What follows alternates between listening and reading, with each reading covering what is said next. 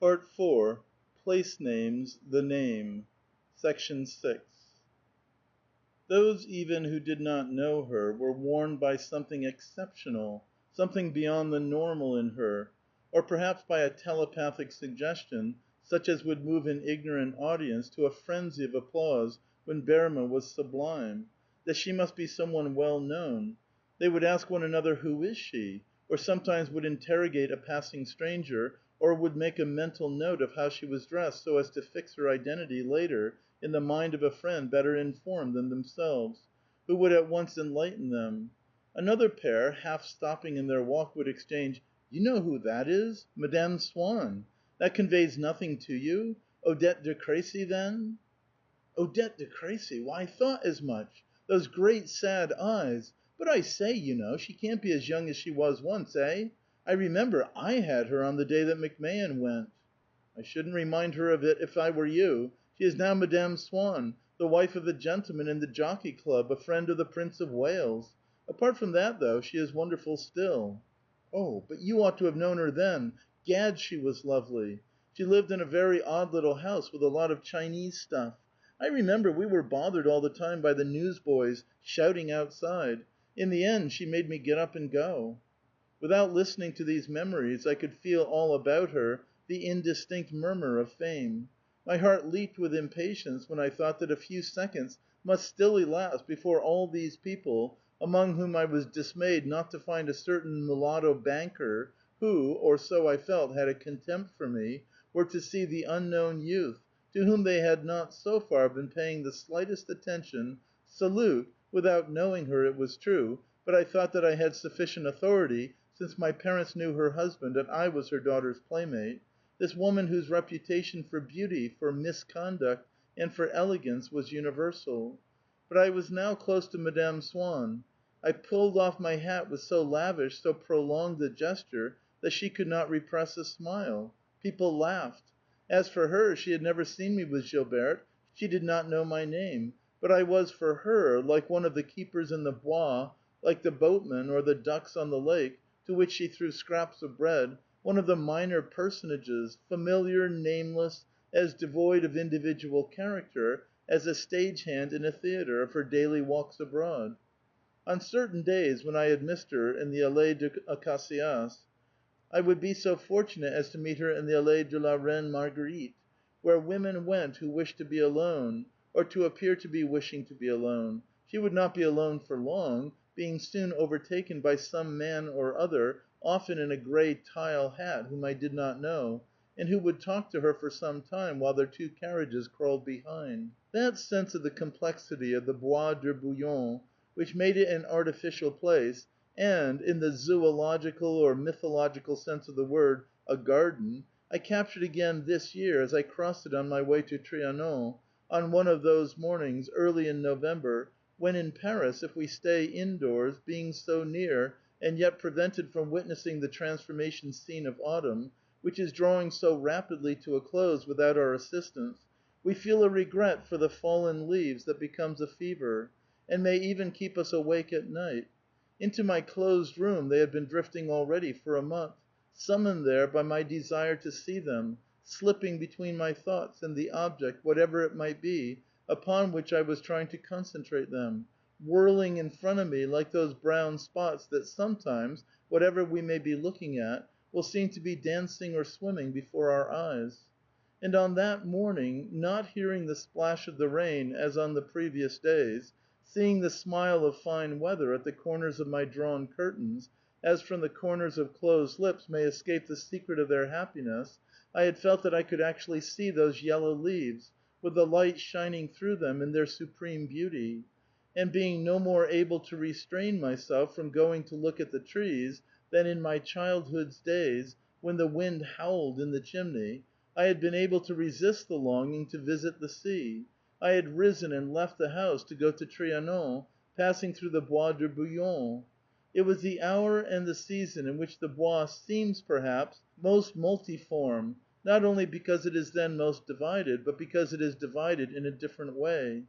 Even in the unwooded parts, where the horizon is large, here and there against the background of a dark and distant mass of trees, now leafless or still keeping their summer foliage unchanged, a double row of orange-red chestnuts seemed, as in a picture just begun, to be the only thing painted, so far, by an artist who had not laid any color on the rest, and to be offering their cloister in full daylight for the casual exercise of the human figures that would be added to the picture later on.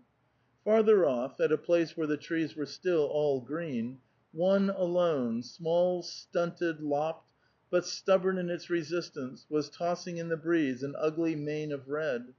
Elsewhere, again, might be seen the first awakening of this Maytime of the leaves, and those of an ampelopsis, a smiling miracle, like a red hawthorn flowering in winter, had that very morning all come out, so to speak, in blossom. And the Bois had the temporary, unfinished, artificial look of a nursery garden, or a park in which, either for some botanic purpose or in preparation for a festival, there have been embedded among the trees of commoner growth, which have not yet been uprooted and transplanted elsewhere, a few rare specimens with fantastic foliage, which seem to be clearing all round them an empty space, making room, giving air, diffusing light. Thus it was the time of year at which the Bois de Boulogne displays more separate characteristics, assembles more distinct elements in a composite whole than at any other. It was also the time of day. In places where the trees still kept their leaves, they seemed to have undergone an alteration of their substance from the point at which they were touched by the sun's light, still, at this hour in the morning, almost horizontal, as it would be again a few hours later, at the moment when, just as dusk began, it would flame up like a lamp, project afar over the leaves a warm and artificial glow, and set ablaze the few topmost boughs of a tree that would itself remain unchanged, a somber, incombustible candelabrum beneath its flaming crest. At one spot the light grew solid as a brick wall, and like a piece of yellow Persian masonry, patterned in blue, daubed coarsely upon the sky the leaves of the chestnuts. At another it cut them off from the sky, towards which they stretched out their curling golden fingers. Half way up the trunk of a tree draped with wild vine, the light had grafted and brought to blossom, too dazzling to be clearly distinguished, an enormous posy, of red flowers apparently, perhaps of a new variety of carnation. The different parts of the Bois, so easily confounded in summer in the density and monotony of their universal green, were now clearly divided. A patch of brightness indicated the approach to almost every one of them, or else a splendid mass of foliage stood out before it like an oriflamme. I could make out, as on a colored map, Armenonville, the Pré Catalan, Madrid, the race course, and the shore of the lake. Here and there would appear some meaningless erection, a sham grotto, a mill, for which the trees made room by drawing away from it, or which was born upon the soft green platform of a grassy lawn. I could feel that the Bois was not really a wood, that it existed for a purpose alien to the life of its trees. My sense of exaltation was due not only to admiration of the autumn tints, but to a bodily desire. Ample source of a joy which the heart feels at first without being conscious of its cause, without understanding that it results from no external impulse. Thus I gazed at the trees with an unsatisfied longing which went beyond them, and, without my knowledge, directed itself towards that masterpiece of beautiful strolling women which the trees enframed for a few hours every day. I walked towards the Allée des Acacias. I passed through forest groves in which the morning light, breaking them into new sections, lopped and trimmed the trees, united different trunks in marriage, made nosegays of their branches. It would skillfully draw towards it a pair of trees, making deft use of the sharp chisel of light and shade, it would cut away from each of them half of its trunk and branches, and, weaving together the two halves that remained, would make of them either a single pillar of shade, defined by the surrounding light, or a single luminous phantom, whose artificial, quivering contour was encompassed in a network of inky shadows. When a ray of sunshine gilded the highest branches, they seemed, soaked and still dripping with a sparkling moisture, to have emerged alone from the liquid emerald green atmosphere in which the whole grove was plunged, as though beneath the sea. For the trees continued to live by their own vitality, and when they had no longer any leaves, that vitality gleamed more brightly still from the nap of green velvet that carpeted their trunks, or in the white enamel of the globes of mistletoe that were scattered all the way up to the topmost branches of the poplars, rounded as are the sun and moon in Michelangelo's Creation. But, forced for so many years now, by a sort of grafting process, to share the life of feminine humanity, they called to my mind the figure of the Dryad, the fair worldling, swiftly walking, brightly colored, whom they sheltered with their branches as she passed beneath them, and obliged to acknowledge, as they themselves acknowledged, the power of the season. They recalled to me the happy days when I was young and had faith, when I would hasten eagerly to the spots where masterpieces of female elegance would be incarnate for a few moments beneath the unconscious, accommodating boughs. But the beauty for which the firs and acacias of the Bois de Boulogne made me long, more disquieting in that respect than the chestnuts and lilacs of Trianon, which I was going to see, was not fixed somewhere outside myself in the relics of an historical period, in works of art, in a little temple of love at whose door was piled an oblation of autumn leaves ribbed with gold. I reached the shore of the lake. I walked on as far as the pigeon shooting ground. The idea of perfection which I had within me I had bestowed in that other time upon the height of a Victoria, upon the raking thinness of those horses, frenzied and light as wasps upon the wing, with bloodshot eyes like the cruel steeds of Diomed, which now, smitten by a desire to see again what I had once loved, as ardent as the desire that had driven me, many years before, along the same paths, I wished to see renewed before my eyes at the moment when Madame Swann's enormous coachman, supervised by a groom no bigger than his fist, and as infantile as St. George in the picture, endeavored to curb the ardor of the flying, steel-tipped pinions with which they thundered along the ground. Alas, there was nothing now but motor cars, driven each by a mustached mechanic, with a tall footman towering by his side. I wished to hold before my bodily eyes, that I might know whether they were indeed as charming as they appeared to the eyes of memory, little hats, so low-crowned as to seem no more than garlands about the brows of women. All the hats now were immense, covered with fruits and flowers and all manner of birds. In place of the lovely gowns in which Madame Swann walked like a queen, appeared Greco-Saxon tunics, with tanagra folds, or sometimes, in the Directoire style, Liberty chiffons, sprinkled with flowers like sheets of wall-paper. On the heads of the gentlemen who might have been eligible to stroll with Madame Swann in the Allée de la Reine Marguerite, I found not the gray tile hats of old, nor any other kind. They walked the Bois bareheaded. And seeing all these new elements of the spectacle, I had no longer the faith which applied to them would have given them consistency, unity, life. They passed in a scattered sequence before me at random, without reality, containing in themselves no beauty that my eyes might have endeavored as in the old days to extract from them and to compose in a picture. They were just women, in whose elegance I had no belief, and whose clothes seemed to me unimportant.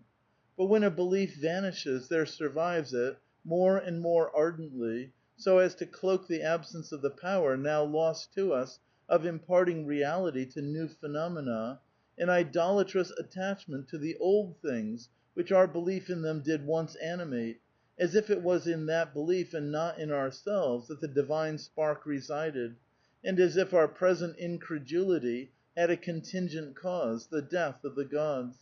"Oh, horrible!" I exclaimed to myself. "Does any one really imagine that these motor cars are as smart as the old carriage and pair? I dare say. I am too old now, but I was not intended for a world in which women shackle themselves in garments that are not even made of cloth. To what purpose shall I walk among these trees if there is nothing left now of the assembly that used to meet beneath the delicate tracery of reddening leaves, if vulgarity and fatuity have supplanted the exquisite thing that once their branches framed? Oh, horrible!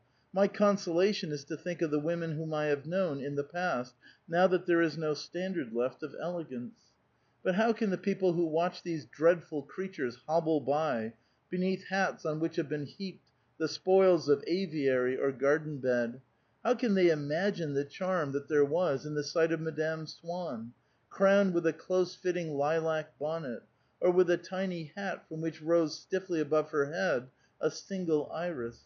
Could I ever have made them understand the emotion that I used to feel on winter mornings when I met Madame Swann on foot, in an otter-skin coat, with a woolen cap from which stuck out two blade-like partridge feathers, but enveloped also in the deliberate artificial warmth of her own house, which was suggested by nothing more than the bunch of violets crushed into her bosom, whose flowering vivid and blue against the gray sky, the freezing air, the naked boughs, had the same charming effect of using the season and the weather merely as a setting, and of living actually in a human atmosphere, in the atmosphere of this woman, as had in the vases and beau-pots of her drawing-room, beside the blazing fire, in front of the silk-covered sofa, the flowers that looked out through closed windows at the falling snow. But it would not have sufficed me that the costumes alone should still have been the same as in those distant years. Because of the solidarity that binds together the different parts of a general impression, parts that our memory keeps in a balanced whole, of which we are not permitted to subtract or to decline any fraction, I should have liked to be able to pass the rest of the day with one of those women, over a cup of tea, in a little house with dark painted walls, as Madame Swann's were still, in the year after that in which the first part of this story ends, against which would glow the orange flame, the red combustion, the pink and white flickering of her chrysanthemums in the twilight of a November evening, in moments similar to those in which, as we shall see, I had not managed to discover the pleasures for which I longed. But now, albeit they had led to nothing, those moments struck me as having been charming enough in themselves. I sought to find them again as I remembered them. Alas! There was nothing now but flats decorated in the Louis XVI style, all white paint, with hortensias and blue enamel. Moreover, people did not return to Paris now until much later. Madame Swann would have written to me from a country house that she would not be in town before February, had I asked her to reconstruct for me the elements of that memory which I felt to belong to a distant era, to a date in time towards which it was forbidden me to ascend again the fatal slope, the elements of that longing which had become itself as inaccessible as the pleasure that it had once vainly pursued. And I should have required also that they be the same women, those whose costume interested me, because at a time when I still had faith, my imagination had individualized them and had provided each of them with a legend. Alas! In the Acacia Avenue, the Myrtle Alley, I did see some of them again, grown old, no more now than grim specters of what once they had been, wandering to and fro in desperate search of heaven knew what, through the Virgilian groves. They had long fled, and still I stood vainly questioning the deserted paths. The sun's face was hidden. Nature began again to reign over the Bois, from which had vanished all trace of the idea that it was the Elysian garden of woman. Above the gimcrack windmill the real sky was gray. The wind wrinkled the surface of the Grand Loch in little wavelets, like a real lake. Large birds passed swiftly over the Bois as over a real wood, and with shrill cries perched, one after another, on the great oaks, which, beneath their druidical crown, and with Dodonaic majesty, seemed to proclaim the unpeopled vacancy of this estranged forest, and helped me to understand how paradoxical it is to seek in reality for the pictures that are stored in one's memory, which must inevitably lose the charm that comes to them from memory itself, and from their not being apprehended by the senses. The reality that I had known no longer existed. It sufficed that Madame Swann did not appear in the same attire and at the same moment for the whole avenue to be altered. The places that we have known belong now only to the little world of space on which we map them for our own convenience. None of them was ever more than a thin slice, held between the contiguous impressions that composed our life at that time. Remembrance of a particular form is but regret for a particular moment, and houses, roads, avenues are as fugitive, alas, as the years. End of Part 4, Section 6. End of Swann's Way by Marcel Proust, translated by C. K. Scott Moncrief.